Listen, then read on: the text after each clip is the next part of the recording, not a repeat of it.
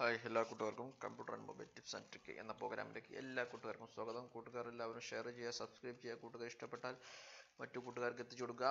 Okay, ഇന്ന് കൂട്ടുകാർ പരിചയപ്പെടുത്തുന്നത് എങ്ങനെയാണ് നമുക്ക് വോയിസ് റെക്കോർഡ് എങ്ങനെ നമുക്ക് എക്കോ എഫക്റ്റിലേക്ക് മാറ്റാം എന്നതിനെ കുറിച്ചുള്ള ഒരു ചെറിയ ടിപ്സാണ്.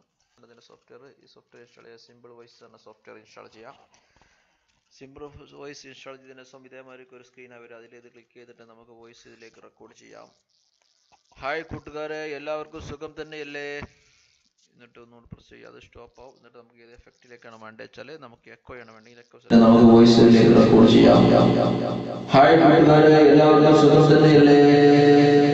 ഷെയർ ചെയ്യാമെങ്കിൽ നമുക്ക് ഏതിലേക്ക് ഷെയർ ചെയ്യാം?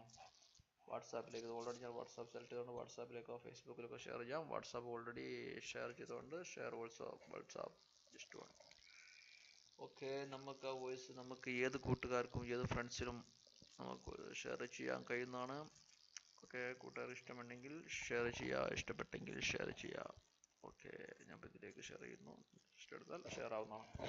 ഓക്കെ, കൂട്ടുകാരന് ട്രൈ ചെയ്യാം. ഓക്കെ, ഇതിൻ്റെ ഡിസ്ക്രിപ്ഷനിൽ ഇതിൻ്റെ ലിങ്ക് ഞാൻ വെക്കുന്നുണ്ട്.